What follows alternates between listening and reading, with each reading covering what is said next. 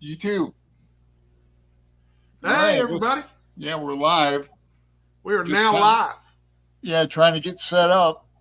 I was telling It'll be telling so much Randy easier next time. I picked the wrong day to quit smoking. Yeah. Ha! Yeah, I'm I going bet you through were starting to get frustrated, withdrawals. huh?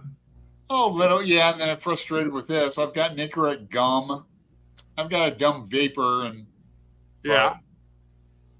but I've been drinking too much coffee. That doesn't help. Yeah. Well, I've had about 2 hours of sleep. Oh, I took my steroids this morning. Um, I'm on maintenance now that I'm in remission from my cancer treatments, and I right. still have to take the steroids 3 weeks out of 4. That gives Last you a week lot I of took a week energy, off. doesn't it? That So gives you anyway, they energy. keep me from sleeping. Yeah, it gives you energy, right? Yeah, yeah. Well, I'm taking dexamethasone, and meth is right there in the name of the Uh-huh. medicine, dude. I know. It's intense, man. Yeah, I could use an energy booster myself, but yeah. Problem is, it wears off. Oh, do you crash then? I take it once a week. Take 20 milligrams. I take 5 pills on Monday morning. Mm. It's a booger, man. Ah, you said you lost a lot of weight though, right? Can you tell? Yeah. Does it show on camera? Kind of. Yeah, I Yeah. think my face is a lot less bloated. But yeah, I've lost 100 and something pounds. I've lost over Jeez. 100 pounds. Yeah, I don't think everyone really knew that you were that big. I Oh didn't. yeah. Well, I when I weighed in the hospital in February, I was 690 pounds. Oh my God, really? Yeah, and so I'm Oh, down into the 570s now, oh, okay, I which is see. still really heavy. Now I'm 6'3". I'm not a small guy, Right. and I've got swelling in my legs. But yeah, I'm a pretty big old guy. I'm probably as big as about anybody on BookTube except maybe Sean Standfast. Oh, He's a big okay. old boy too. We always have something to talk about. Oh, yeah, I never really knew. I never realized that. Yeah, well, I've gotten pretty good at. You can't really tell from the camera angle and stuff. I've gotten pretty good about keeping it. Yeah, and I guess I really never really asked you about it. Well, it's made things tough. I've got to really get that under control, especially now that I'm in remission, because the Mm-hmm. steroids also cause a lot of swelling. Oh, Excuse me. all right. Causes a lot of fluid retention and stuff. Yeah. So, but I don't know. I'm Well, getting to an age now where I have to start wondering about heart attacks and stuff too. So, what kind of uh, stress and strain I'm putting on the old system. yeah, I imagine. I smile when I say that, but I need to take it real serious.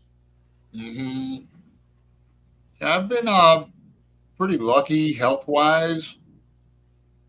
I do have one thing. This might be TMI. I have to go in for a small like hernia operation. Yeah. That's going to be like my major. I've never had a real operation like that except for on my finger and shit like that. But Uh huh. I'm not worried about it as long as it's not. I was telling my dad my head or by my heart or by Yeah. my stuff. The I'm important okay. stuff. Okay. Well, hernia repairs is one of the oldest surgeries there is. Oh, Hernia repair, they've been doing hernia repairs since ancient Rome. really? Yeah. So it's, that and the C-section are some of the oldest surgical procedures known to humankind. So, and they've come such a long way on how they do it too. It's, the incisions are really small now. Yeah, as far as surgeries go, this is, you know, Hernia's it's not never fun bad. to get cut on, but if you're Yeah. going to have surgery, this is probably the one you want. Yeah, it's smaller than like a ping pong ball, but Yeah. Well, it's it's a lot smaller than it was when I had my hernia operation 30 years ago. yeah. When I lived in Georgia, man, this one guy had a hernia. He'd let us look at it sometimes. It was kind of gross. It was like a big python snake on his belly. Well, there's all kinds of them. I mean, there's 3 or 4 different kinds of hernias. And they show up in different places. Some of them are bigger than others because it's basically just it's a tear in your intestinal wall. And so, the bigger the tear, the bigger it is. And then, excuse me, I used to push mine back in because your intestines are poking out that little hole, and you can just push it back in there. Yeah. But I mean, that's painful. Yeah, so it's a lot better to get it repaired. Yeah, I guess. And you know what? If they're going to cut on you, you need to quit smoking at least a few weeks before the procedure. Right, that's true. Yeah. So. Yeah. I'm up for like sinus surgery too. Hey, Tom. Tom joined us in the chat. Hey, Tom. Glad you're here. Yeah, Tom sent me a book. He edited a book on Joyce's The Dead through University Press. Yeah. Yeah, let me get it. If I can find it. Where is it?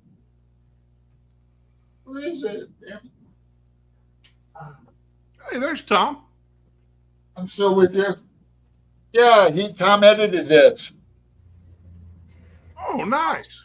Yeah, pretty cool. Out of it's a real deal out of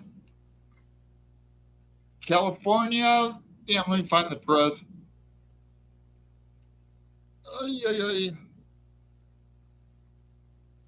Coyote Canyon Press. That's even better.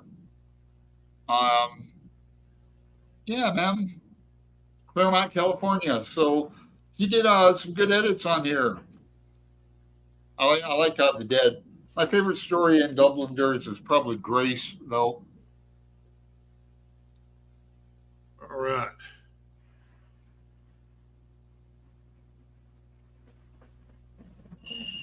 Yeah, I don't really. I don't know. I got the hernia probably by coughing. That'll do it. Yeah, no, I don't. Anything can do it. I mean, it's some people are just born with weaker intestinal walls than others. Mm.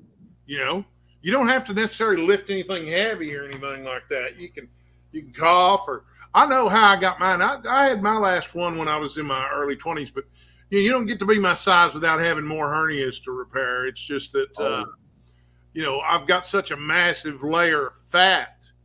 Figuring out where it is exactly is the trick. But I don't have anything that's bothering me. I'm not in any kind of discomfort from one. That's good. Yeah, this whole thing doesn't bother me too much. But have you read Wolf Hall?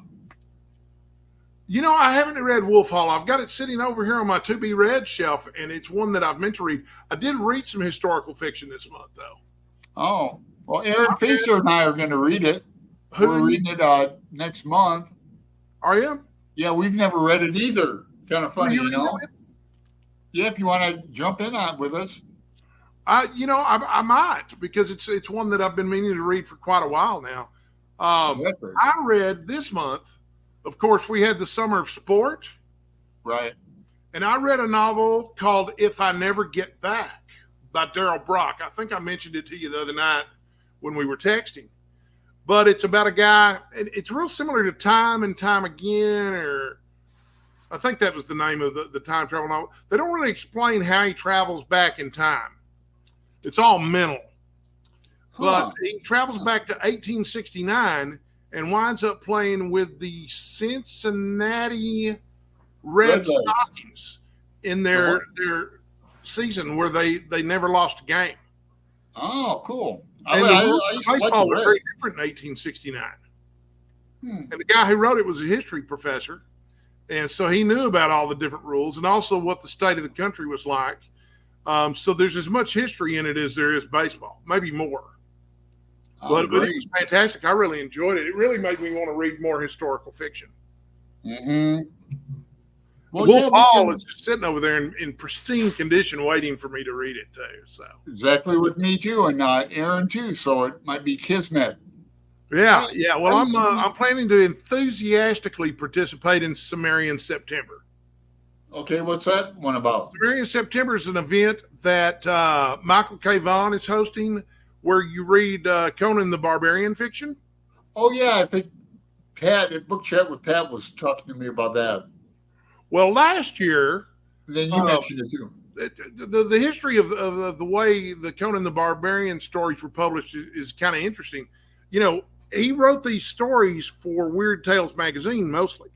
And there were only 21 stories that he wrote originally, and only one of them was novel length. And at some point, Ace Publishing got a hold of the rights to the character. And so they decided that the original 21 stories weren't written in any particular chronological order. The first story that he got published in Weird Tales about Conan the Barbarian was Conan's probably in his 50s and he's already the king of a country, and so it's like you're sitting with him in a tavern hearing these stories about all his different adventures from different periods in his life. Because, when he was really young, he was a thief. When he got a little older, he was a pirate. He served with various armies as mercenary. Eventually becomes the king of Aquilonia. But when Ace took over the rights to the character, they published 12 books, and they put all the stories in chronological order from where they assumed, Conan's life went. But they also included pastiche fiction from the other two editors who were writing the book. So you got Robert E. Howard stories mixed in with these other stories written by these other authors who had also taken other stories from Robert E. Howard and just changed the name and rewrote the stories. So I've never read any. I've never read any. Too. I've heard of them. I've heard of the Conan stories, of course, but I've never read any. They're really great if you like that kind of thing. I mean, he basically invented sword and sorcery. It's a very distinct brand of fantasy. It's very different from J.R.R. Tolkien and his high fantasy stuff with Lord of the Rings. It's kind of grim and gritty, and it's great. If that's what you like. Usually, Gene Wolfe is facing down with some type of sorcerer, and obviously, since there were multiple stories, he usually wins through, his ingenuity and pluck. I see. So they're great. I think you'd really enjoy them. Yeah, I'll make a note and pick some up. Bound to be free on Kindle and that, huh? A lot of them, I don't know how many copyrights are still in effect because Weird Tales was a long time ago. Mm-hmm. But I think a lot of the Conan stories are in public domain and they're pretty easy to get. So, well, let's say out of Jim. Jim's in the chat. Yeah, he may have come and gone. He was just going to say hi. We had a lengthy conversation earlier today. So, oh, you did? Let me get my coffee. Get my coffee. Maybe tired of the internet by now. Yeah. Yeah, well, I'm just an old windbag, so I can talk and talk and talk too. So. Yeah, me too. I'm also reading I've also got plans to read in December with Brandy at the Book Collectic. We're reading the Mars trilogy by Kim Stanley Robinson. Okay, I've not heard of that. Well, I guess he wrote these. I want to say he wrote these. He's an environmental science fiction writer, but I think he wrote these in the late 90s, mid to late 90s, but they're about the colonization of Mars. And the trilogy of novels takes place over a 200-year time span when they're colonizing Mars. Wow. And it's set it starts in about 2026. And I think the end of the plot takes it up to the year 2226. Wow, okay. But I haven't read them before. Brandy hasn't either, but we're both pretty excited about it because it's kind of an optimistic utopian science fiction novel. Things aren't going well on Earth, but things are going well on the new terraformed version of Mars where everybody's living. So I'm looking forward to that. And those are really the only plans I have for reading in September. So I bet I could squeeze Wolf Hall in there. Okay, yeah. Well, I'm doing Chic Timber, but there's only one played Sibylline that I haven't read or seen before out of the scheduled 5. Then Greg's that Rain September, where they're doing art in September, and I'm going to read Letters of Van Gogh. Oh, that'll be fun. Yeah, and then just go to the art museum again, probably with Christopher Evenstar. Yeah. We've been hanging out this Saturday. We're going to this pub called the Book Pub. We went last month too. There's a woman who reads Paradise Lost, a book a month by memory. She's really good. Yeah. I'm gonna We talked to her, chatted with her last time. She's really nice, so I don't think she'd mind if I videotape her a little bit. That'll be fun. Or I mean, record her. We don't say videotape. I mean record. Yeah. Remember how big those cameras used to be? I was talking to my dad about it. We had RCA when I was a kid. You had to put it on your shoulder, Yep. Yeah. Yeah, they were really big. I remember you and I are probably similar in age. I think 60. you might be about 10 years younger than I am. I'm 60. Oh, no kidding. Oh, yeah. You're older than I am. Yeah, how old are you? I'm 54. Okay, so I'll be 55 in February.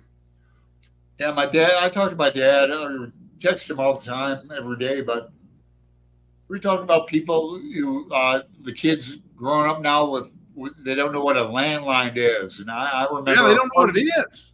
My grandmother had a party line. Yeah, we had party lines when I was growing up. And you know what? Long distance was crazy back then because you never knew how much you were going to pay per minute. Exactly. Strange, huh? Triumphal Reads has joined us. Hey, Justin. Hey, Justin. Welcome. Yeah, he's out in Maine. He lives in the woods in Maine. Yeah, I bet that's beautiful. Yeah, it'd be different. Hey, Diane. Oh, hey, Diane.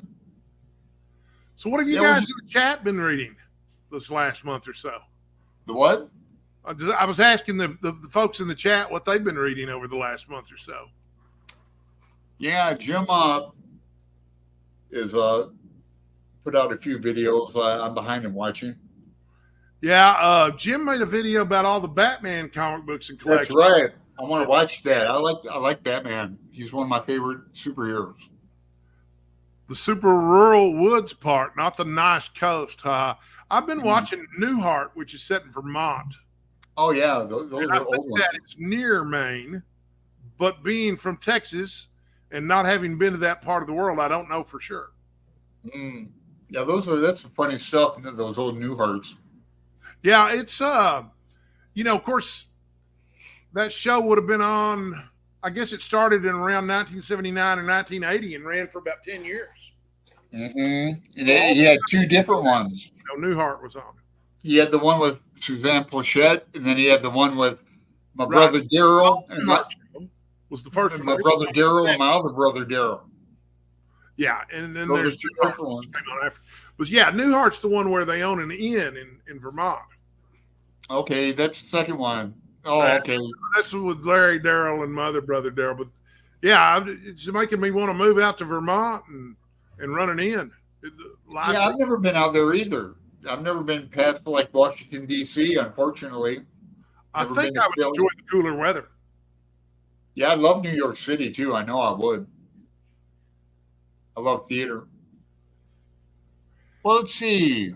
You look super rural woods, part of the nice coast.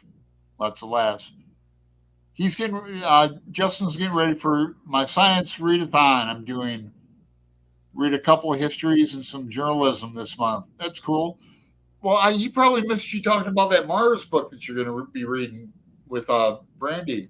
Yeah, the Mars trilogy, and there's a collection of short stories too. But the only thing we've committed to reading is the actual Mars trilogy because it starts with. Let me see here.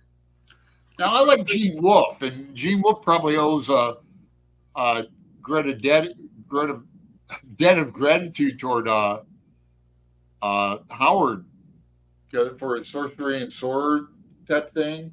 Red Mars, Green Mars, and Blue Mars. That's a trilogy, huh? The books in the trilogy that we're reading. And they were published in 92, 96, and 98, I think. Cool. Or 99. But then there's a short story collection called The Martians, which is set in the same universe. But yeah, I'm really looking forward to that. I've been wanting to read that for quite a while. And Brandy and I had some Star Trek stuff we were going to read for Summer of Trek that kind of fell through. So, but we're both excited about this. There's so many different Star Trek books to choose from. Yeah, I'm not really super into it like that, but yeah, I've had friends who had like the jerseys and the different colored jerseys are signify like what they do for work. Which department they work in, yeah. Yeah. Yeah, the Yeah. blue, I understand it's well, and I think it varies from show to show too. Oh, The original series, gold was the command color, which is why Captain Kirk wore gold. And then Mr. Spock and McCoy both wore blue because they're in science departments. And then all the operation stuff like security, red. they wore red shirts. And of course, they were the first ones to get killed too, because those were always the extra security guards that went on the away missions with them and stuff. Ah. Hey, MJ. Yeah, we're just doing an impromptu live. You're not picking up any background noise, are you, on my end? No. Okay, good. I wasn't sure how well this microphone was working, but it seems to be working pretty well. Yeah, it's so kind of chilly here. It's getting hotter, though. But MJ's here. Yeah, MJ just showed up. I don't even have my ceiling fan on anymore. It's so chilly. You know, it's warming up, though. For ceiling fans here. You know, I live in North Texas, but it's so hot here. This has been a long, hot summer, even though I've been indoors for almost all of it. Well, it's been a rough. By fast. I mean, I usually work in the summertime. I work security for concerts and even soccer games, but my agency lost the contract, so I haven't worked all summer. But it's been good. Like we just had a big block party over the weekend, and I've been eating out barbecue and grill stuff and tacos and hamburgers and hot dogs for the past 2 days. Oh, I love a good hot dog, man. Yeah, just good hamburger too, but yeah, these more like sausages. But we have a lot of restaurants on the street I live, and all the restaurants contributed stuff. So we had Mexican food, we had Indian food, a lot of desserts. I'm ready to get out of town, man. I've been, last couple of years I hadn't been able to travel. I rarely leave the house anymore because of my health stuff that I've got going on. But I'm really being diligent about my physical therapy because I was talking with somebody about this earlier. You know, I only live about 3 hours from Cross Plains, which is where Robert E. Howard, the creator of Conan, lives. And they have an annual celebration.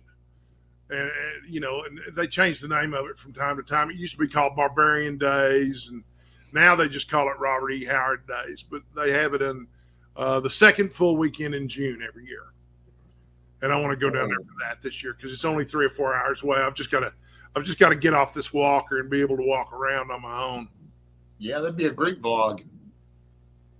The thing I tried to vlog, record things over the weekend, and we had like over videos, man. I went in there and liked them. I couldn't think of anything to comment on them about, but it made me want to visit.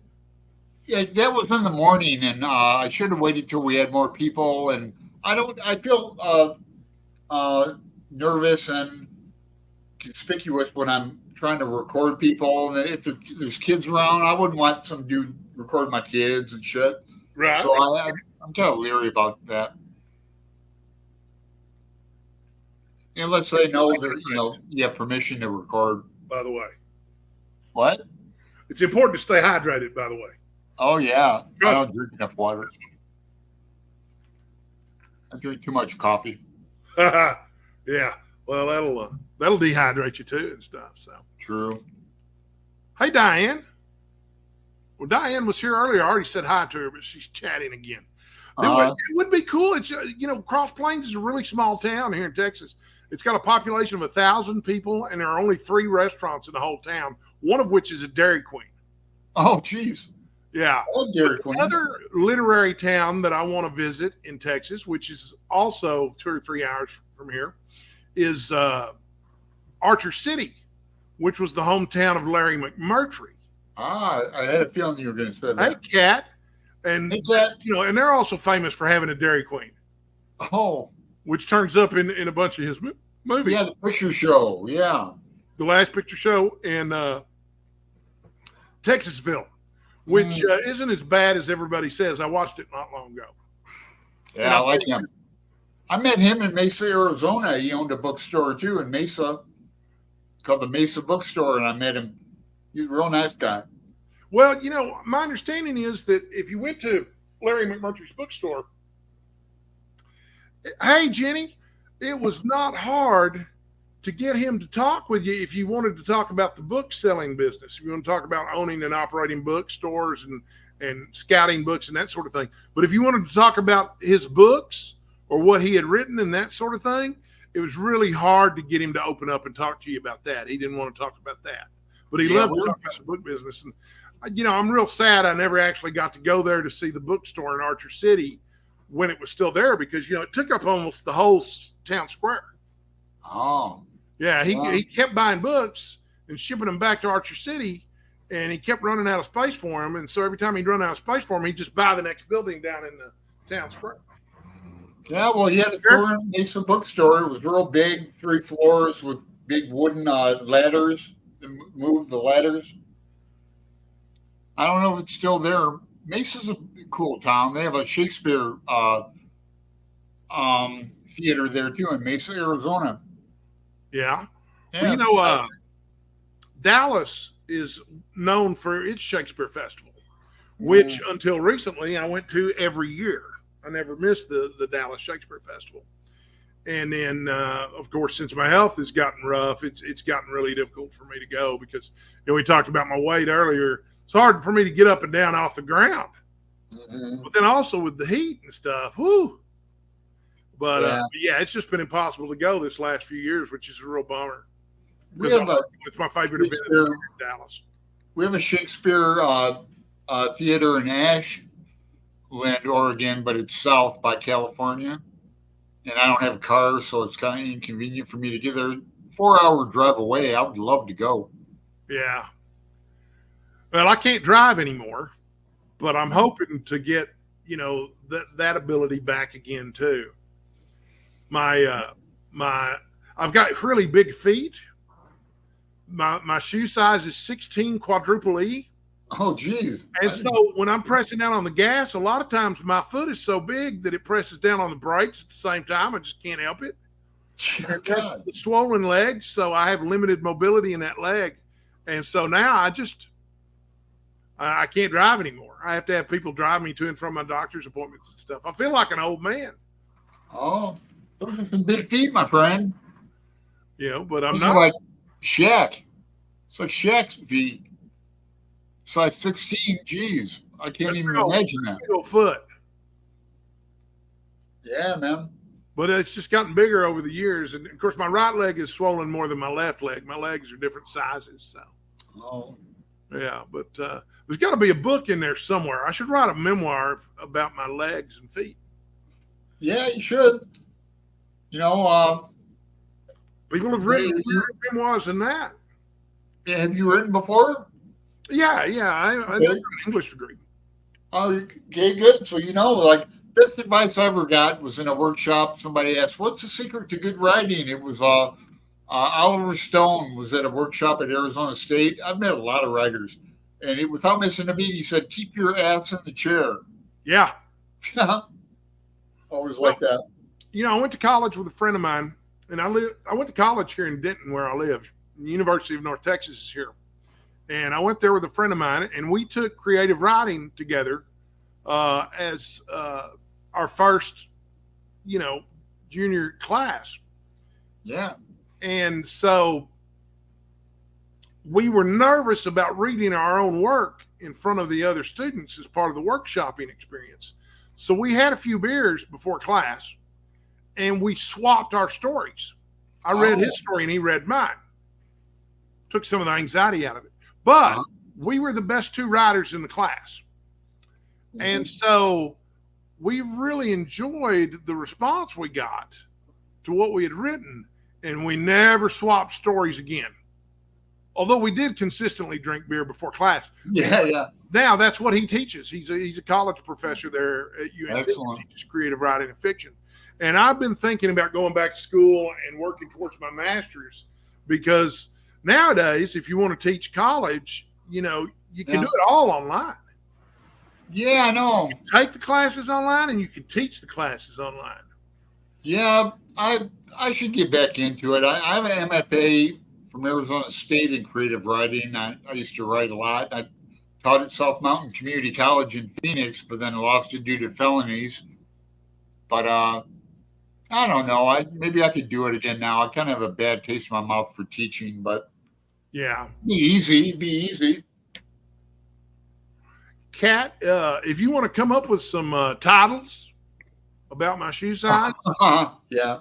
you just send them over, and we'll figure out which ones are the best. Ginger Bibliophile and I go way back. I think we both started on YouTube about the same time. Oh, cool. I just met Kat like this year. Oh, I have long distance love affair with Kat. Oh, yeah. She doesn't know it, cool. of course. It's very one-sided. Yeah. She reads a lot of new books. I love her channel. Her videos are always so great and so positive. But she was one of the first people that I got to know here on BookTube.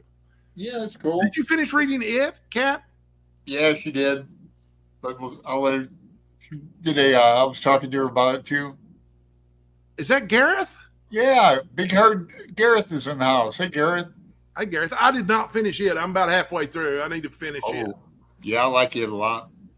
Being in the hospital really twisted up my reading schedule all summer. Oh, you weren't able to read in there very well? Well, no. I mean, first of all, you got all the beeps going on all the time, and there's always someone popping in for some reason or another. They either want to check your vitals or ask you how you're doing. And then I'm real popular in my local AA group. And so I've always hey, Gareth, it's good to be well enough to be on camera again and talk coherently. But I'm real popular at my local AA group, and I have a lot of friends from AA who come by and see it.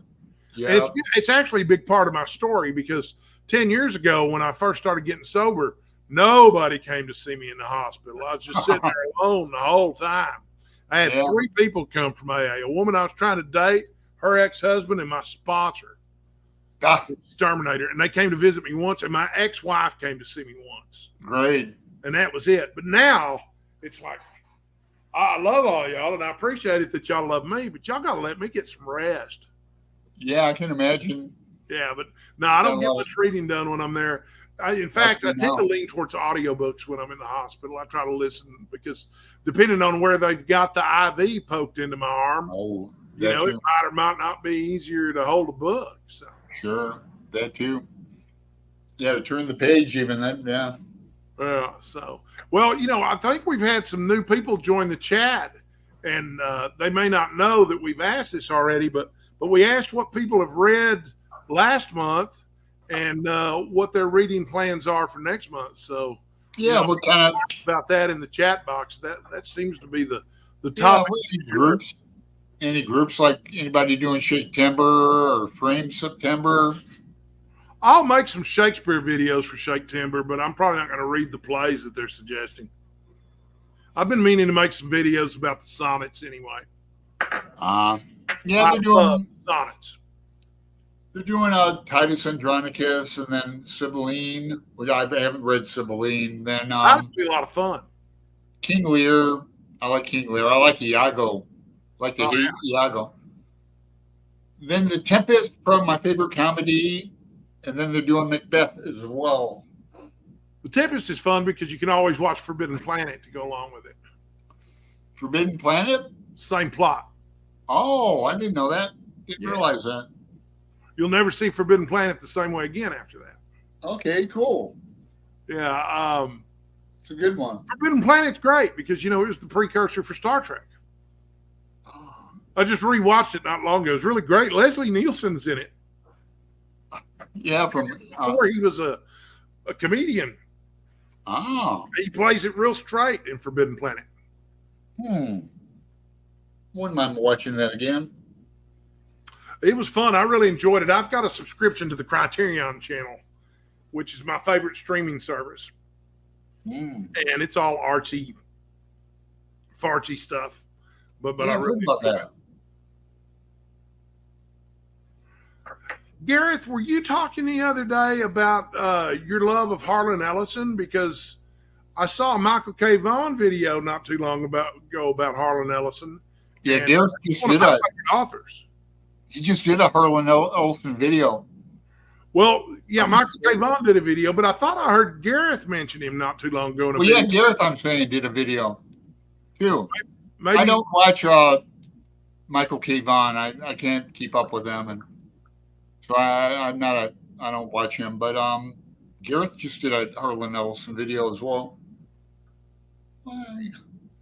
I got a letter from Harlan Ellison when he was still Oh yeah, alive wow, in 1988. cool.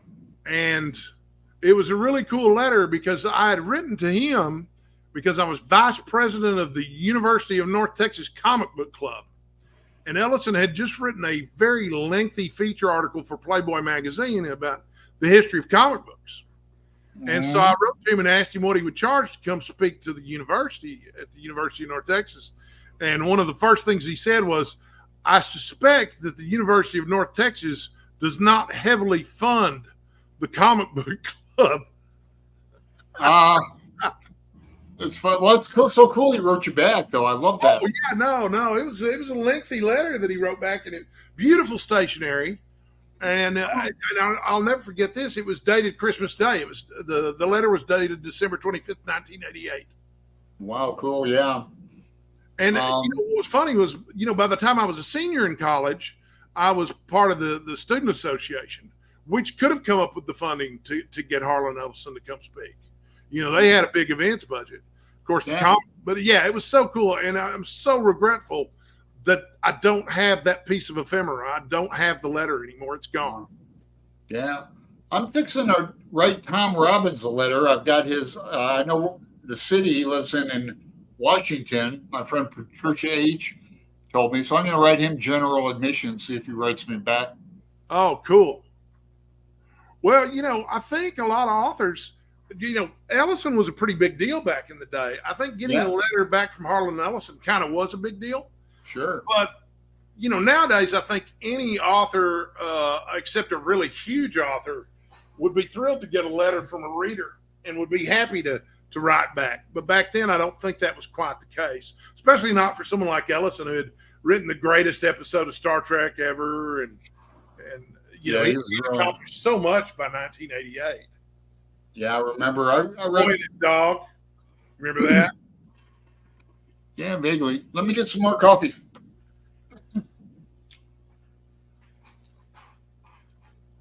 When I was growing up, my mother had gotten me a subscription to the magazine of fantasy and science fiction. And I now have a lifetime subscription to fantasy and science fiction magazine. But when I was in my mid-teens, probably 13, 14, they hired Harlan Ellison to be their movie critic. And the name of his column in the fantasy and science fiction magazine was Harlan Ellison's Watching. And his movie reviews were just so all over the place. He would mention all these movies I'd never heard of before. But, if you had a subscription for a year or two, you'd gotten a real education in film from Harlan Ellison just by reading his column every month.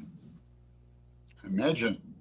But yeah, I was really proud of that. I wished I'd managed to get him to come speak at UNT, because that would have been really cool. He was an expensive speaker, but he had his sales pitch down too. Because he said most speakers will come in and talk for 45 minutes, do 15 minutes of Q&A, and then they're out of there. He said, I'll talk for 3 to 4 hours with questions and answers throughout. Wow, cool. He was brilliant and funny and really engaging. I don't know if you've ever seen video of him. He used to be on the Tom Snyder Late Late Show all the time. Now, he really was brilliant and engaging on the film. Back in the day, I wrote Tom Snyder a letter too, and he sent me back a postcard with his picture on it, his photo, it was autographed. Oh, that's cool. Do all that stuff. I like Tom Snyder, but I bet Harlan Ellison would go out to the pub with all the students too afterwards. Well, he was not a drinker. From what I understand. But he was an asshole. Yeah, everybody I've ever talked to has always talked about what a curmudgeon he was. Oh. Well, that's too bad. Like all the visiting writers at ASU used to Arizona State, they'd go out to Bandersnatch, or a big Irish pub in Tempe with us, and drink outside, and talk. And cool. Gareth mentioned that Ellison's job on Babylon 5 as creative consultant was to tell JMS, John Michael Straczynski, if a plot point was overdone and poor. But before he was the creative consultant on Babylon 5, Harlan Ellison was the creative consultant for the 1980s version of The Twilight Zone.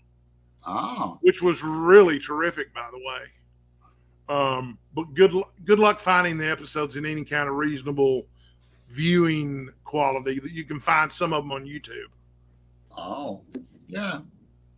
There's one called Shatterday, which was based on a short story, and it starred Bruce Willis before Bruce Willis was famous. And it was a really great episode. Yeah, I like him. Yeah. Twilight Zone was great. Did you ever, you're old enough to remember the Twilight Zone magazine too, right, Alan? No, not really. I remember Weird Tales and Tales from the Crypt. Yeah. I was more into Mad Magazine. Right, okay. Mad Magazine was a lot of fun. Yeah. The fold-in back covers. Oh, yeah. Those were great. And then I remember they did a spoof of Star Trek the Motion Picture. You know, they always did a movie spoof. Mm-hmm. But their spoof of Star Trek the Motion Picture was Star Trek the Musical. Yeah. And, of course, so they had all these songs. And one of the songs was Send in the Clones. Uh-huh. It's funny. I've got a few Mad Magazine books. That's how it was directed by Wes Craven. Wes Craven directed a lot of those 80s Twilight Zone episodes. I think I've heard that. Yeah. Wes Craven, what a brilliant guy he was, too. Yeah, from Nightmare on Elm Street fame. Nightmare on Elm Street, and then also Scream. Oh, yeah. The Scream movies, which were all terrific. No, I haven't been, but I should. Gareth just asked if I'm watching his Twilight Zone deep dive videos, and I'm not, but I should definitely. Because I'm a big fan. I grew up on Twilight Zone and The Outer Limits. Of course, even as a very, very young person, I recognized the difference in quality there. Twilight Zone was far better than The Outer Limits and stuff. And then, of course, after the Twilight Zone, there was the Night Gallery. Do you remember that? I remember Night Gallery. I like that. Yeah, Night Gallery was a great show. And wouldn't it be fun to track down those pieces of artwork from the show? Because they always had different. They always started the episode with a different piece of evocative artwork, and I think it was one of those shows where they didn't manage the ship very tightly or anything like that. So I'm pretty sure that the artwork just wandered off. I wouldn't doubt it.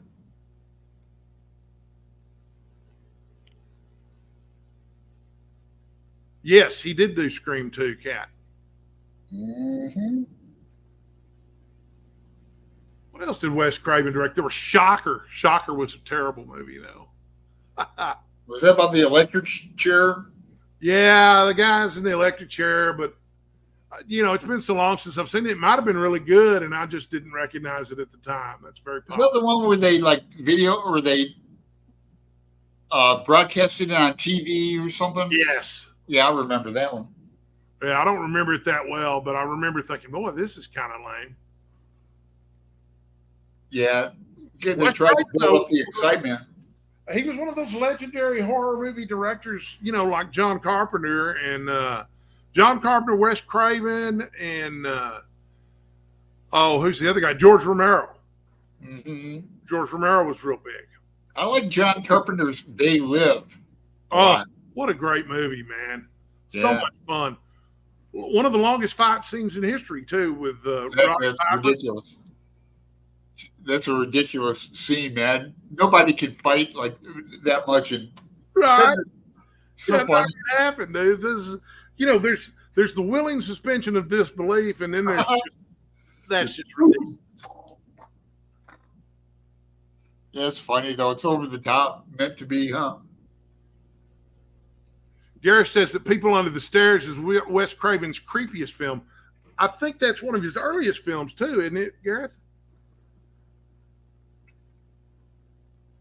But, I think Wes Craven's earlier films were definitely creepier than his later films. I think he kind of injected a lot more humor in the later films. And when it worked, it worked.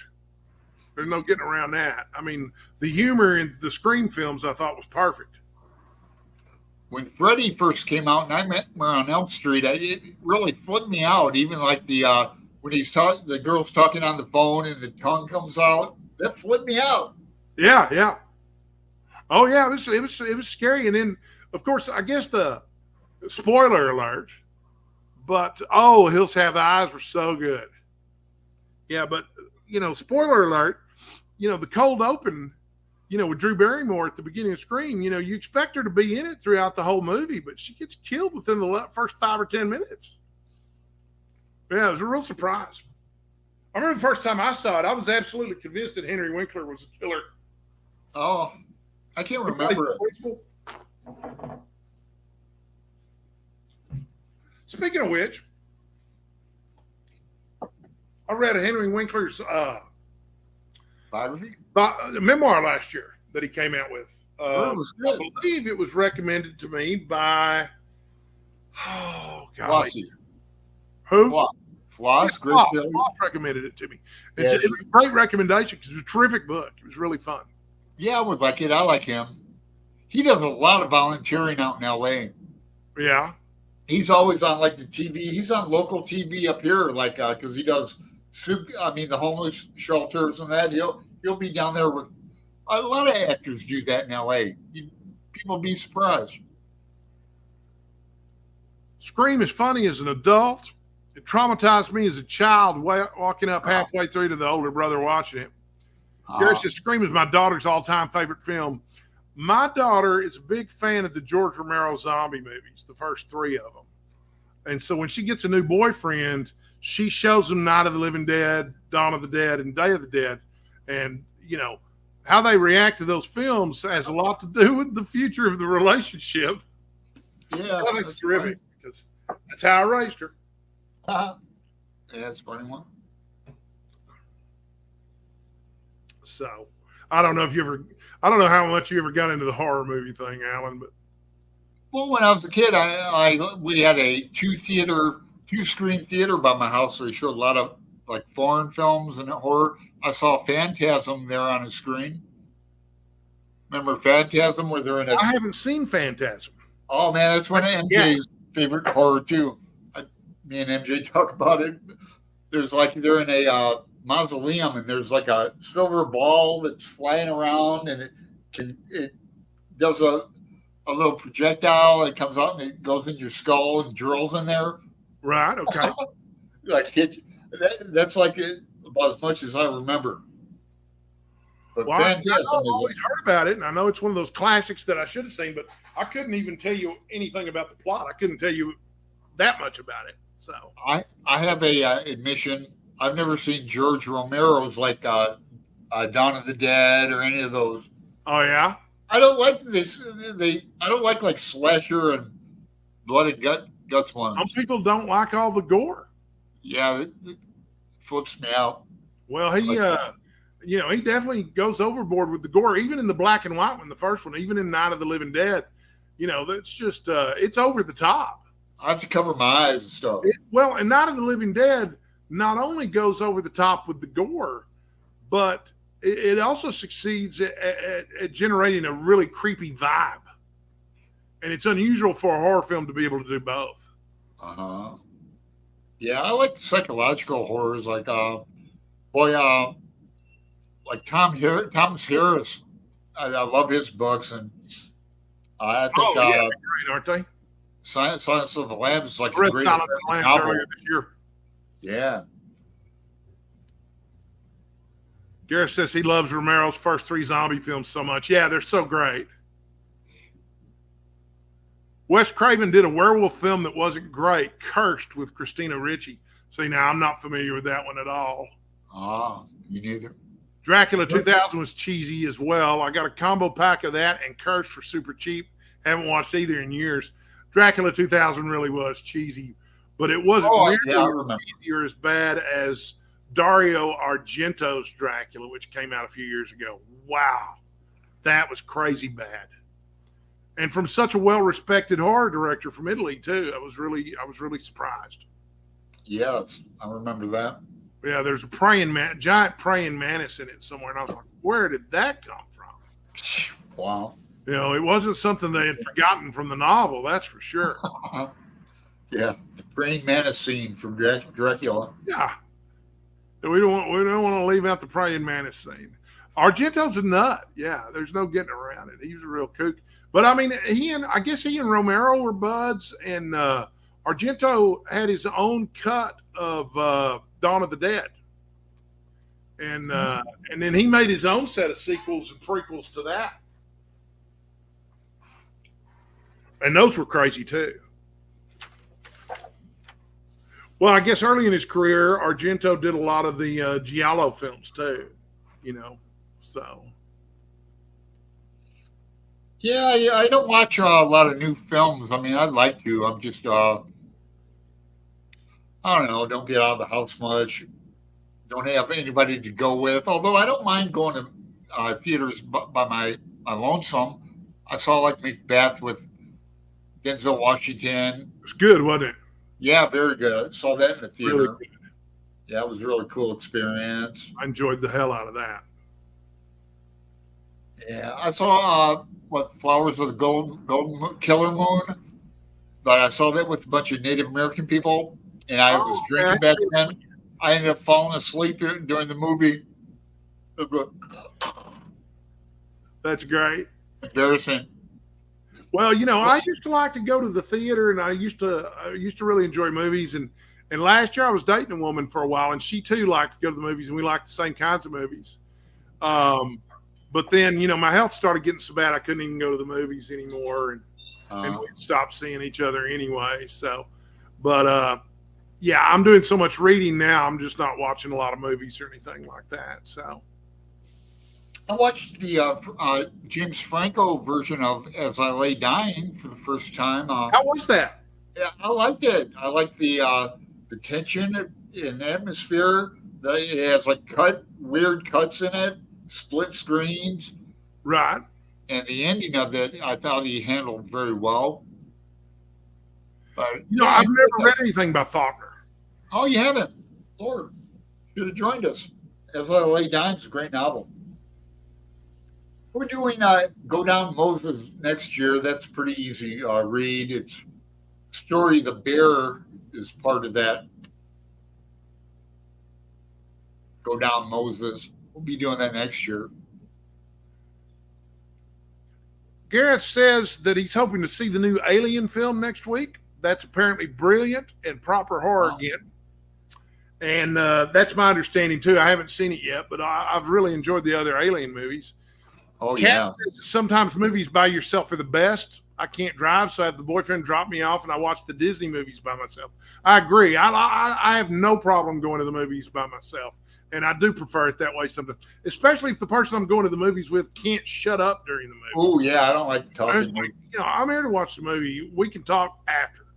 Yeah, that's why movies I always felt were bad first date. I never, during a movie, I don't get it. Yeah, I don't want to do dinner and a movie. I want to go to an early movie so we can talk about the movie at dinner after. Yeah, there you go. But Jenny Parks says, I enjoyed Alien, Gareth. It has a lot of nods to the other film. Kat says, hey, Jenny, that's awesome to hear. I like the old Aliens. Jenny, I'm hearing a lot of good things. That's Gareth. Well, I'll tell you, the thing about the Alien movies is, I didn't expect Alien, which was straight up horror movie, to get followed up with by a straight up action film like Aliens. And then, every one of the Alien movies had a different brilliant director too. Yeah, Ridley Scott.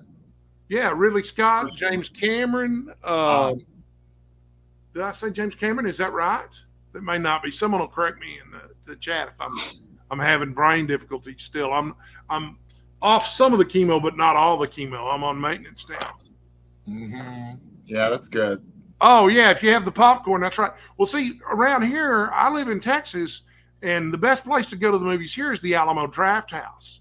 And the food is so good there, I can't imagine wanting dinner afterwards because the Alamo Draft House has such good food. That's right, David Fincher.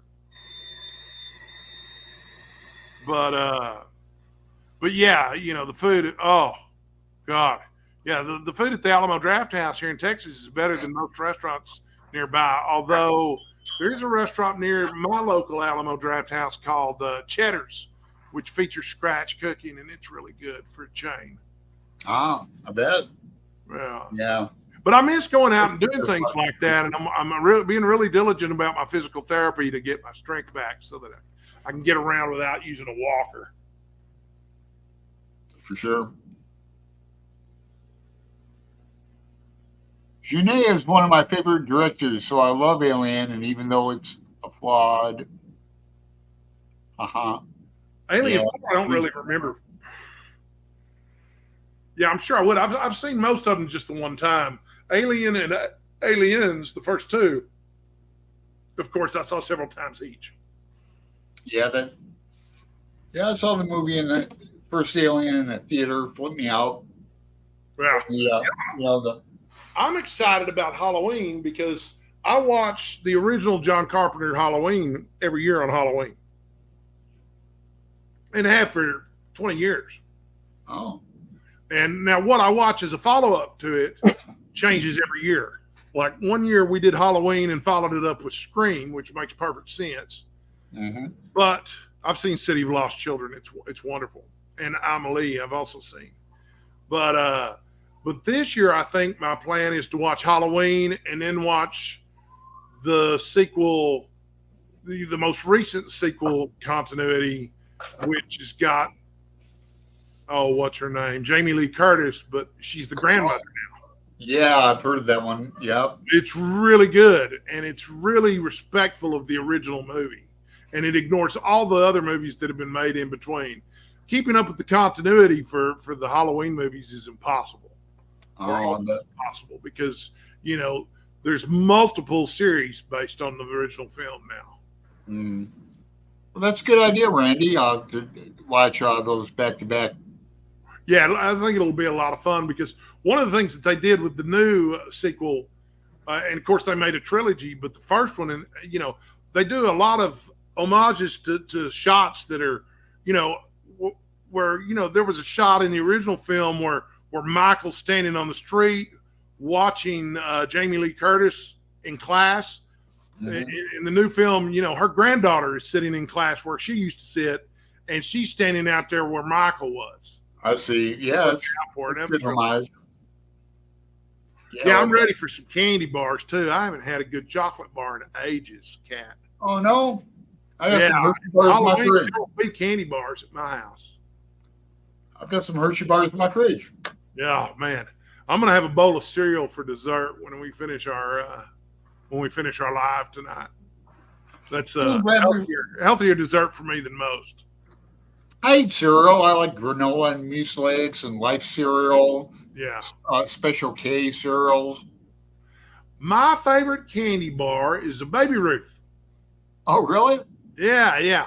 I know a lot of people always go with Snickers, but to me, Snickers is such an unoriginal, cliched candy bar that I've eaten so many times. But Baby Ruth, man, I never get tired of Baby Ruth.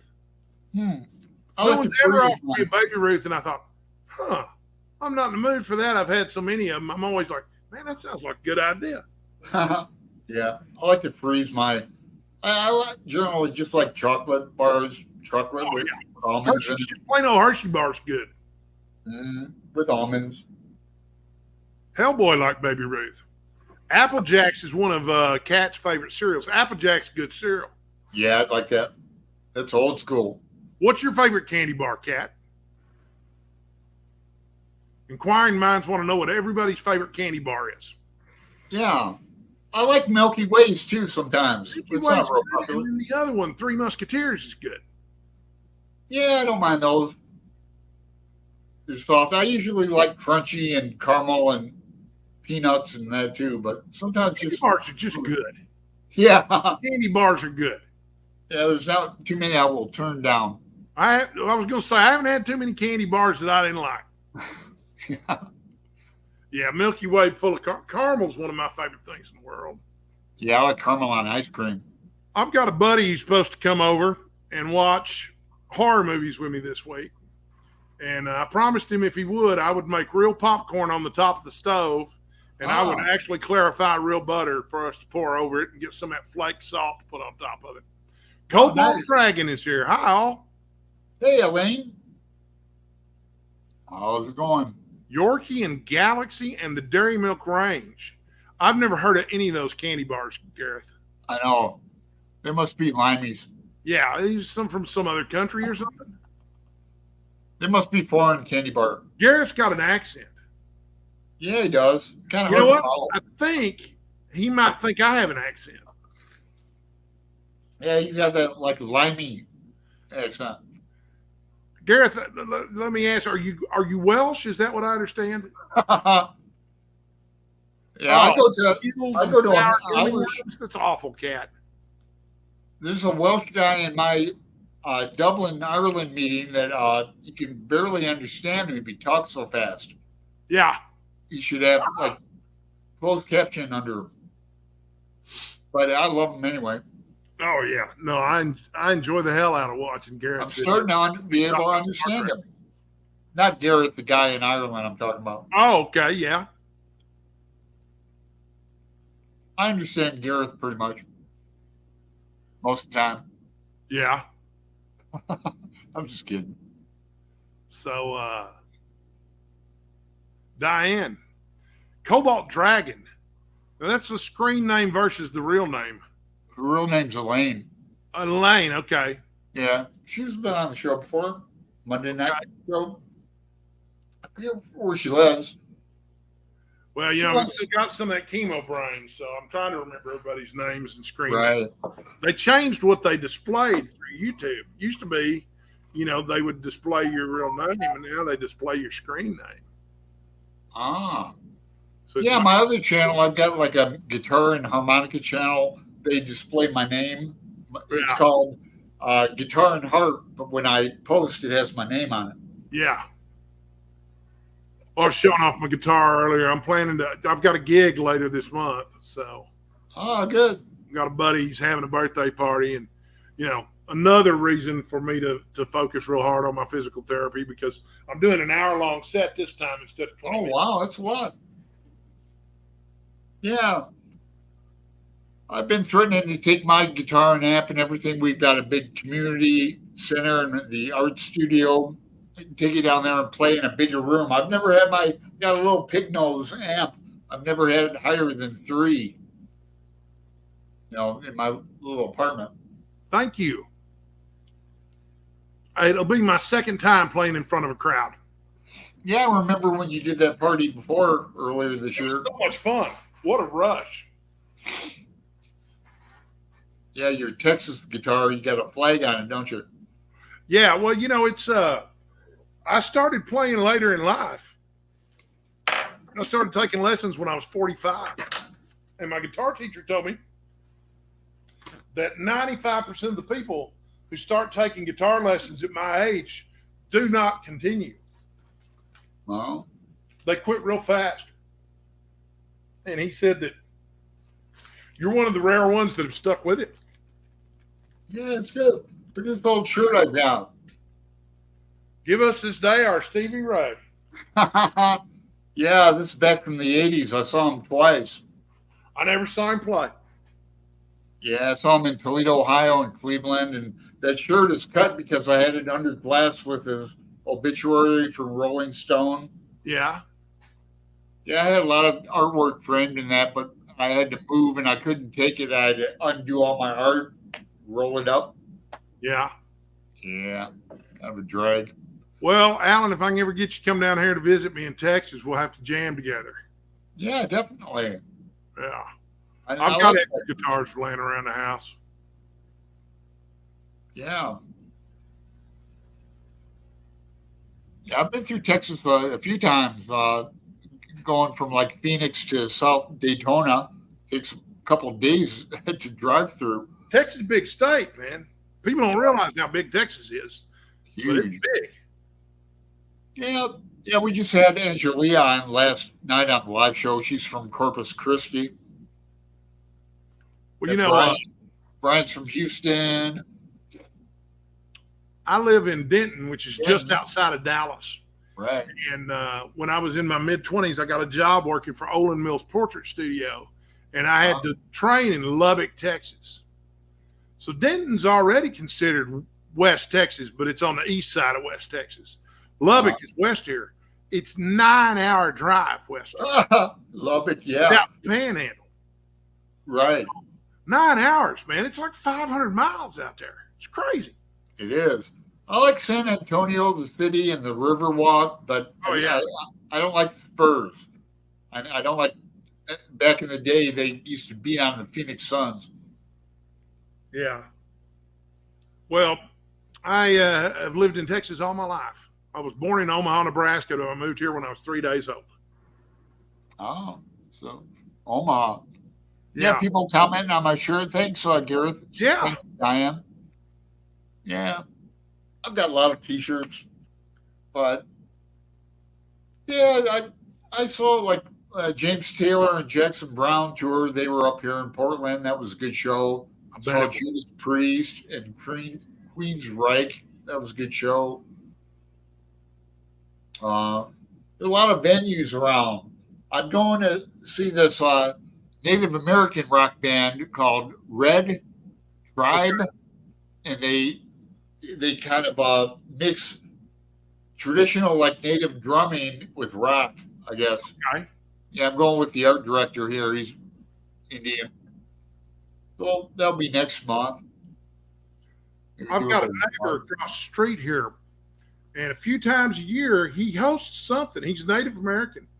Oh. But he hosts something, and I don't know what it is he's hosting, but they're out there banging on those drums, and they're wearing their headdresses and stuff and dancing around, but they always have a huge meal afterwards. And it's just a little old house and a little old front yard, but, you know, they always have like 50 or 60 people over there, and I'm dying to go over there and get some food, man, but some Indian tacos out of that fried bread. Probably some really good eating over there. But the first time it happened, I was like, what the hell's going on over there with these guys? Yeah, you should go drop by. Yeah, but, you know, he's a nice guy. He's come over and sat down in the front yard with me, and we sat outside and talked and smoked cigars for him. He's a good guy, but I never did ask him what that was all about. But I'm sure they're celebrating special days, you know. Oh, yeah. Yeah, I mean, I used to go to sweat lodges out here. I could still go if I drove. They're way out in the boondocks, but yeah, those are. I've vlogged them. I've got like a Native American playlist on my channel. Oh, that's cool. Man, I went to sweat lodges. You know, you're not supposed to really video, but I sneaked it around. Right. Yeah, I got into Indian stuff when I lived in Phoenix. Started going to sweat lodges.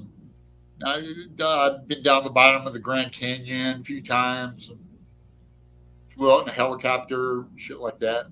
You know what we talked about doing, but we never followed through on? We were going to read the Carlos Castaneda. Yeah, we were going to read the Teachings of Don Juan. We were going to read the whole series, but we never even got started. Yeah, I've got when I get paid this weekend, I'll get us copies. Okay, I've got Teachings of Don Juan. You already have it. See, I don't even have that one anymore. I read it the first time when I was in. They called it junior high now they call it middle school. But I had an art teacher from England, and she turned me onto it and loaned me her copy and let me read it. Yeah, I mean, I've listened to interviews with Castaneda, and I've got a playlist on him too. Well, some of the controversy around him is really interesting. You know, the Wikipedia article is fascinating, and you know, it's of course, you know. When I was a teenager, I was like, oh, I want to get some peyote, man. I want to be a sorcerer, you know. The medicine. Yeah, the medicine. Yeah, it's legal at the Native American Church. Right. Yeah, I've done it in the Grand Canyon. They call it the medicine. You lose your mind. I don't believe it when, like, white boys say they've done it, like, as recreational. Right. Because I was walking above the trees. I was talking to wolves and animals, and when I came to like about 50 yards away from where I started in a sweat lodge, and the tribal chairman was sitting there staring at me. Oh boy! And he said, "I said, well, I'm seeing like this circle. It's blue with my eyes open and yellow when I close them." He's going, That's the young fellows, the Earth Mother, and all things round. You've had a vision. You're trying to rebirth, and you just went into it. It's a trip. Huh? Real trip. Well, Constance Campbell has joined us. Hey, Constance. Yeah, she's a commenter extraordinary. Her. Yeah, she comes and comments on live streams a lot and on my videos. Yeah. Well, commenter extraordinaires. I'm gonna tell you what, commenters are so important to BookTube, even if they're not making videos. Oh yeah, definitely. I had the pleasure of meeting a couple too. They come and we meet at Powell's bookstore. Well, I had earlier this year, I was in the hospital 3 times in February and March of this year, and then I was in the hospital 3 times more recently. And during my earlier trip to the hospital, on my second or third visit there, I was about to fall asleep. And someone was walking in, someone I didn't know was standing there talking to the nurse. And I could tell he wasn't wearing scrubs or lab coats. He wasn't working there at the hospital. It was someone who commented on my channel who had, lived here in Denton and knew my name and just brought me a gift, brought me a book while I was in the hospital. Unbelievable. I was about to fall asleep, but I was like, if someone can be so kind as to bring me a book while I'm in the hospital, I'm going to wake up and talk to them for a little bit before I take my nap. Yeah, that's really cool. Yeah, there's my friend Christopher even Star now in the comments. Yeah, he was a commenter. And then we ended up meeting and going to lunch, and now we go to the Milton thing at the book pub. Yeah, where, that woman. I'll do a vlog next Saturday when we go. I'll ask her permission to record her. She reads from memory like a book from Milton's Paradise Lost. Really impressive. Oh, that is impressive. Yeah, and Christopher came to the Black Party with his daughter. She's a really good artist, his daughter. But they ended up winning a raffle prize. That's fun. Yeah, it was good. I won an iPod at a bingo event back when iPods were a big deal still. Yeah, there you go. I'd like to win a guitar someday. I like online. I watch a lot of guitar stuff, and they're always giving away stuff or pedals. I don't win anything. I just win friends. Yeah, that's where I win friends around the world on Voxer. Well, this is I occasionally see these videos, and I know what they're doing. But I was talking with another booktuber friend of mine about it. You'll occasionally see these videos about the dark side of booktube or something real negative like that. And it's just clickbait to get you to click through. But, I've been on booktube now for a year and a half, and I've made a lot of videos, and I've interacted with a lot of people, and I've had no negative experiences. None at all. Now, that might be unusual. I don't know. But I think BookTube is one of the warmest, most welcoming communities, or at least our little corner of it, Sure. I love it. I've had like arguments with people and ended up got more friends than ever. Sure. I've had like former friends and we've went our own ways, but that's no big deal. I'm a pretty dramatic guy, I have strong, and I'm wrong a lot too, I'm not perfect. Right. But yeah, for the most part, what are these dark side of BookTube? What's that about? That's the thing. There's people who complain that, I don't know, there's real generic, vague complaints like, they put too much pressure on you for productivity and how many books per year. And it's like, I'm not sure you say years old. Surely you're not affected by that kind of peer pressure anymore, are you? But it's all real generic stuff. They're just wanting to get people to come to their channel and watch their video. And sometimes it works, sometimes it doesn't. It's not an effective strategy, in my opinion, because I want people who are going to hang around and watch more of my videos. And if I make a video about how awful BookTube is, well, they're not going to do that. Mm-hmm. They might watch that one video, but it's the only thing they're going to watch. Yeah. Exactly. I get a lot of views on my old videos where I'm talking about, like, usually Faulkner or Joyce. And, they don't stick around and subscribe. They're just kid students. They want you to explain Faulkner and Joyce to them. Yeah, I wish I'd stick around. Yeah, I was never really into concerned with likes and how many and this and that. And people who do that kind of irk me if they do it too much and too often. I mean, sure, Greg and I will look at some analysis like, wow, MJ and Ali get and Steve Donahue get. Look at how many, like that. But we don't do the analysis or. Right, right. Well, I have a background in internet marketing. It's how I make my living. Oh, I see that. So Yeah. it's impossible for me not to think about things that way. But I mean, this is fun for me. This is hobby time for me. This is not how I make my living. It'll probably never be how I make my living. But I don't know a whole lot of people who are just sitting around just, oh God, I've got to read more books, or people aren't going to think well of me. And I think anybody with that attitude would just lie about how many books they're reading anyway. Yeah. So. I go through slumps, but I go through slumps with doing art. And finally started a new watercolor for Faulkner and August. I'll finish this awesome, by the end of the week. You showed me that on Voxer earlier. That's really cool. Yeah, it turned out good. I tried not to overpaint it, so I go really slow on the watercolor and build it up. Yeah, I used to paint too, but I haven't done anything like that in years. I've been doing some drawing. I've got a sketchbook. Oh, cool! Yeah, I practice my guitar and read. That's most of what I do these days. Cool. I like to draw too. I kind of like this drawing. You can't really see it. It's a treehouse, but there's a girl in a swing too. Wow. Yeah, I like that one. I want to redo it. I've been drawing like all my life. Always in art. Yeah. Like logos and stuff. I took art in junior high and high school, but then, not in college, of course. Mm. In college, I branched out and took a lot of film classes. Yeah. I'm really devoted to classic film. I love Hitchcock, and I can talk about Hitchcock all day. Yeah, I can talk about Hitchcock all day too. I've seen. There's not too many of his films I haven't seen. The early ones are the ones where I've got some gaps, but I've seen all his later films. Now, I was a big Woody Allen fan too. We're going to talk about this when Shannon is on our channel, because she wants to talk about Alice Munro and Neil Gaiman and cancel culture. But I was a big Woody Allen fan. I must admit, I still like Woody Allen movies. Yeah, Manhattan. Annie Hall was really great. Manhattan Murder Mystery. Husbands and Wives is really terrific. Oh yeah. Crimes and Misdemeanors.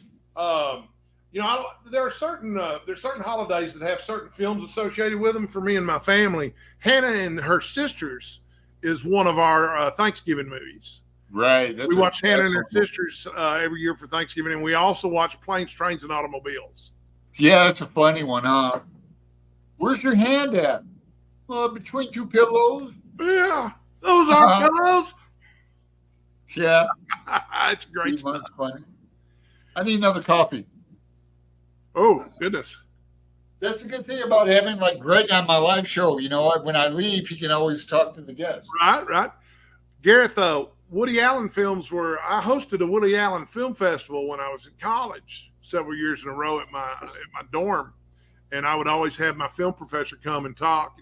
He was just so impressed with me that I was hosting the Woody Allen Film Festival. But I can still remember the first Woody Allen film I ever saw. It was Purple Rose of Cairo, which was great. I don't know if anybody on here has seen that one, but I'm sure you have. I've seen it with, Jeff Daniels walks off the screen. Yes. But his character in the movie is Tom Baxter from the Chicago Baxters, artist, poet, adventurer, explorer. But that was a terrific starting point for Woody Allen. Yeah. I like his movie Zelig too, about that guy who can change like Zelig was terrific. Yeah. Love and Death and Play It Against Sam's terrific. I acted in that in high school. I played Dick Christie. Oh, that's wonderful. Yeah, that's stage play. Yeah, I've got a poster of Woody Allen, The Floating Light Bulb, because he was into magic. Yes. That play. with Danny Aiello and who was Maud? Beatrice Arthur. Back in the day in New York City, Yeah. they were in that play. I've got a poster of it. Gareth, I understand that when they made the movie Play It Again, Sam, Play It Again, Sam opens with the final scene from Casablanca. Mm-hmm. And I understand that in Austin, some film student had spliced them together so that you went to see Casablanca, but if you stayed long enough through the final scene of Casablanca, it immediately transitions into Play It Again, Sam. Because you remember the camera pulls back and there's Woody Allen watching Casablanca on the big screen. So you got to see both movies for the price of one, and they were seamless. And I always thought that would be such a cool cinematic experience, especially if you weren't expecting it. I don't know if that's true or not. It may be just an urban legend too. I just don't know. But yeah, I'd like to think that one's true. So. But yeah, and of course, I don't know. I think the least interesting thing to discuss about Woody Allen and his movies is the controversy with his family. I think his movies are interesting enough without discussing, something that you and I won't ever really know what happened. Yeah. Other than just some of the basic, just the facts kind of stuff, which admittedly, he doesn't come off too well in some of that stuff. Yeah, I mean, what he did, marrying his stepdaughter, not illegal, and it wasn't like he didn't do it before she was 18, but it's still strange. Well, that's the thing. She wasn't his stepdaughter. He was never married to Mia Farrow. A lot of people get facts wrong. Oh, I thought it was. No, Soon Yi is Andre Previn's adopted daughter. Oh, okay. She married Andre Previn when she adopted Soon Yi. So Soon Yi is the sister of some of Woody Allen's kids, but he was never her stepfather or her adopted father at all. Well, that's a major point. I didn't realize that. Yeah. Oh, I've said that so many times on so many dates with women, Gareth. I love The Rain. It washes memories off the sidewalk of life. Yeah. Nobody ever gets it because nobody's ever seen the movie but me. I said it on a video recently. Yeah, cool. You guys know that. Yeah, it was great. But yeah, if you like Woody Allen too, you probably also dig Peter Bogdanovich's films because he's another one that works with really witty screenplays and they're really funny. He just didn't make nearly as many movies as Woody Allen. Woody Allen's a workhorse, man. That guy's going to crank out a movie or two a year. I mean, he's like the Stephen King of movies. Yeah, he is. I even know how he writes. He writes in bed, like on a legal pad with a pen. Well, there's no getting away from it. He's going to have to retire soon. Yeah. Then he cuts on an old German like machine. Right. Yeah. Old German typewriter thing. So. Mm-hmm. But yeah, I remember when all that stuff went down, and it was a bummer because I was a young man and. The concept of needing to separate the art from the artist and what that really meant and whether or not it's really true, that was a lot of big stuff to put my arms around mentally. Mm-hmm. Oh, yeah. I'm a big Marx Brothers fan, too. Yeah, Duck Soup. And Gareth, have you seen Everyone Says I Love You, Woody Allen's musical? I haven't seen that. Everyone Says I Love You is really great. It's got Goldie Hawn and Alan Alda, but at one point during the movie, they go to, it's either a New Year's Eve party or a Christmas Eve party where everyone's dressed as Groucho Marx. That's the whole point of the party, which I thought was really cool. Alan's picture is way bigger than mine now. Oh, look at us. That's cool. Alan's experimenting over here with the technology. I like it. I keep looking. Greg usually does all this. Yeah, Greg usually does all that. Yeah. But yeah, monkey business. Monkey business, Marx Brothers, good. So what do you plan on? Jared, do you have dinner tonight or?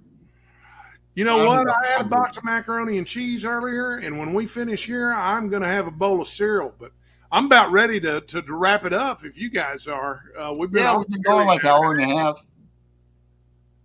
But yeah, it was great doing this live. We'll have to do it again. Well, you know, we've been talking about it for weeks now, and I feel like I've been letting you down, but I've just been sick, and I feel like I finally turned a corner. And I'm going to do stuff like this a lot more often. But yeah, I mean, it's fun talking with just you, but it's even more fun when we got commenters talking too. Yeah, we had 17. We got 15 still, but thanks everybody for showing up. A little impromptu live. Well, I know I'm not your usual partner. I'm gonna have to learn how to use StreamYard soon, though, for sure. It's easy. I have to learn how to host on it. I tried to learn before my health fell apart a few months ago, and it's easy. And I wasn't getting very far with it then either. So yeah, but yeah, it's been a lot of fun. So, well, I guess I'm gonna tell everybody good night, and thanks for tuning in. Yeah, thanks everyone. And Alan, thanks for the idea, because Alan's been asking me to do an impromptu live with him for a long time now. Yep. I'm the idea guy. All right. I get all the best people that surround me to do my work. There you go, man. There you go. Well, we almost, I was beginning to wonder if we were going to be able to pull off the technology end of it tonight, because I knew I wasn't going to be able to do it. Yeah, I'm glad we did. All right. Well, good night, again, everyone. And, we'll do this again soon. Yeah, okay. All right. Bye. Bye.